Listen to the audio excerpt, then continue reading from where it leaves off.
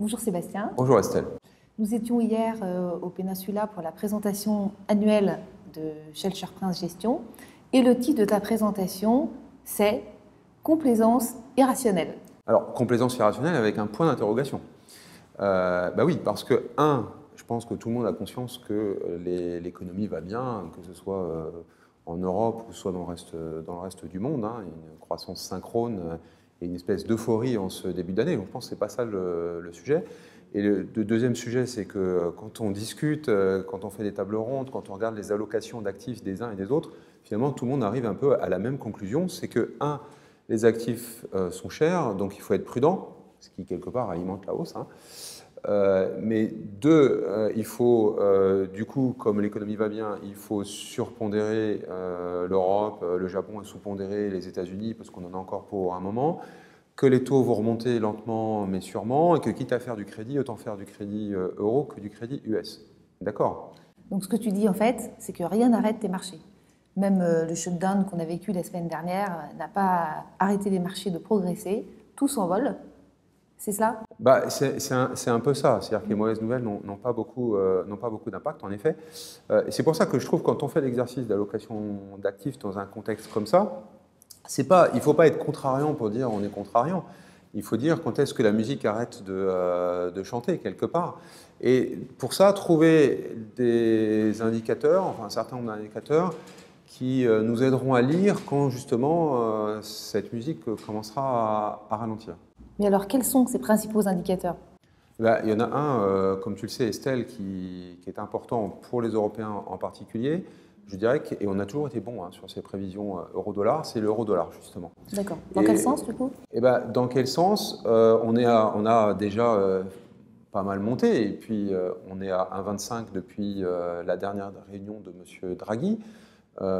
Comme tu le sais, nous on pense depuis maintenant plus d'un an que ce trend risque de continuer à un moment, plus ou moins vite, on va peut-être faire une pause à l'heure où on se parle. Néanmoins, au fur et à mesure que ça va se déployer, quand on arrivera vers les 1,30, je ne peux pas m'empêcher de penser que les marchés vont commencer à dire à l'Italie, c'est un peu moins compétitif avec un euro à 1,30 et qu'on va avoir là la première fragilité potentielle du marché. D'accord, mais tu nous as aussi parlé de l'inflation. Oui, parce que ça, c'est aussi une grande complaisance, je trouve, du marché, à savoir que le marché pense qu'il va y avoir un peu d'inflation de cycle, inflation de fin de cycle aux États-Unis, mais pas trop, et en tout cas pas dans le reste du monde, en particulier en Europe. Et là aussi, je trouve qu'il y a une fragilité à la hausse, parce que non seulement aux États-Unis, c'est vrai qu'on va la voir, et en plus, un certain nombre d'indicateurs, pas les premiers qu'on regarde, mais qui nous laissent penser quand même que les salaires risquent d'accélérer dans ce contexte, la réforme fiscale, etc. Mais même en Europe, il y a beaucoup de raisons pour lesquelles on a une inflation basse qui sont, à mon avis, derrière nous, et on n'est pas les États-Unis, c'est chaque fois des pays qui sont quand même indépendants, quand même, les uns par rapport aux autres. Et même le pétrole, quand on regarde le pétrole, qui est quand même un élément important sur cette question, on nous avait dit, rappelle-toi Estelle, le pétrole de schiste, ça ne dépassera pas $60.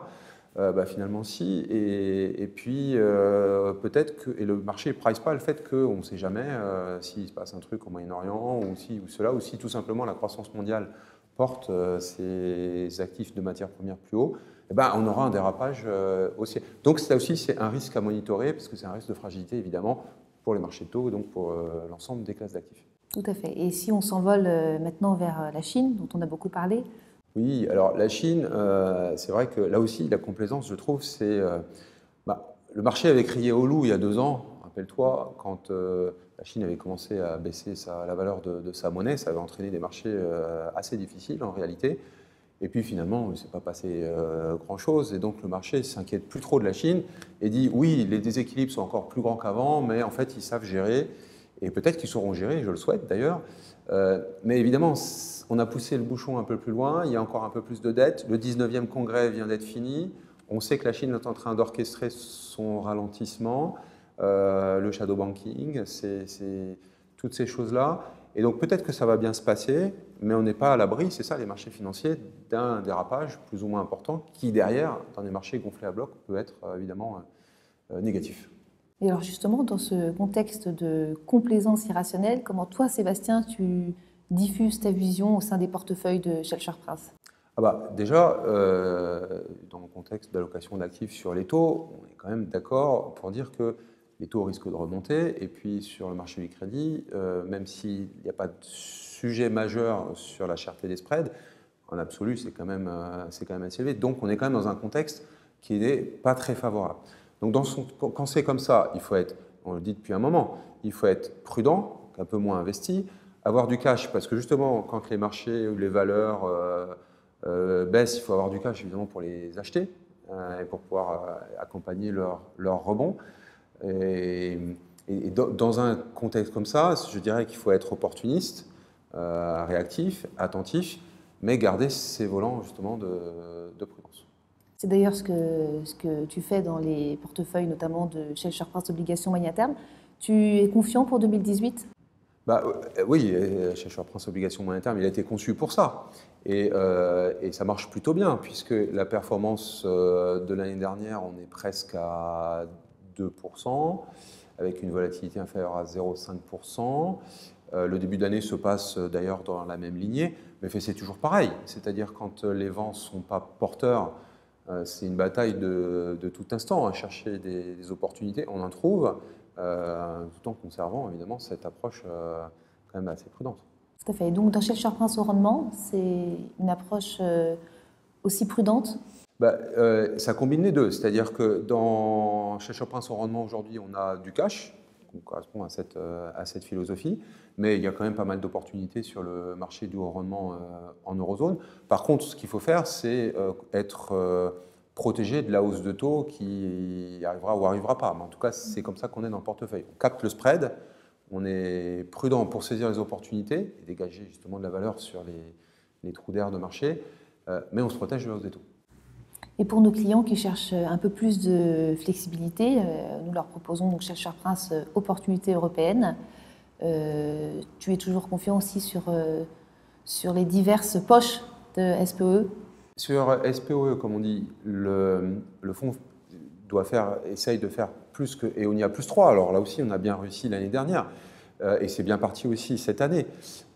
C'est un fonds qui est plus ouvert en possibilités. Il a la possibilité de prendre, et c'est le cas aujourd'hui, d'avoir une sensibilité au taux négative, ce qui fait que si les taux remontent, on gagne de l'argent au passage. Ça n'empêche pas qu'on maintient la même philosophie, c'est-à-dire qu'on a pas mal de disponibilité dans le fonds aujourd'hui. Et puis on recherche, au-delà des papiers qu'on achète, on recherche de la diversification sur des courbes de taux sur lesquelles on a quelques convictions, sur l'échange un petit peu à la marge. Et pour l'instant, la mécanique du portefeuille fonctionne bien. D'accord. Et comme tu le sais, nous avons des clients qui aiment aussi et qui investissent dans les actions. Dans ce contexte de complaisance irrationnelle, est-ce que ça ne serait pas le bon moment d'aller justement vers les convertibles ? Alors, autant sur les taux, on voit bien l'allocation d'actifs, dans quel contexte on se situe, je pense qu'on voit bien. Autant sur les actions, ce n'est pas facile, parce qu'on est dans un contexte où si on vend trop tôt, on passe pour un ringard, parce que l'économie va bien et que dans ce contexte-là, il faut être investi sur les actions, même si c'est cher. Et puis si on vend trop tard, on va passer pour un idiot, parce que évidemment, comme c'était cher, c'était évident qu'il fallait vendre avant. Donc c'est pour ça que c'est pas mal de regarder les convertibles, qui quelque part apportent ce parachute par rapport à ce contexte. Et on a fait l'exercice de comparer les convertibles aujourd'hui par rapport au marché du haut rendement, dans un contexte notamment où les taux seraient amenés à remonter plus ou moins vite. Et on s'aperçoit que si le marché action, parce que les convertibles sont peu sensibles en fait au taux d'intérêt, si le marché action monte un tout petit peu, ça suffit pour que les convertibles fassent mieux que le haut rendement. C'est quand même pas mal. Donc moi je pense que c'est pas mal comme actif à rentrer aujourd'hui. Intéressant. Donc aujourd'hui, pour conclure, il faut rester prudent, mais être opportuniste, tout en évitant les conduire. Oui, c'est ça. Et je pense que je pourrais me répéter plusieurs années, à mon avis, dans ce contexte. Merci Sébastien. Merci Estelle.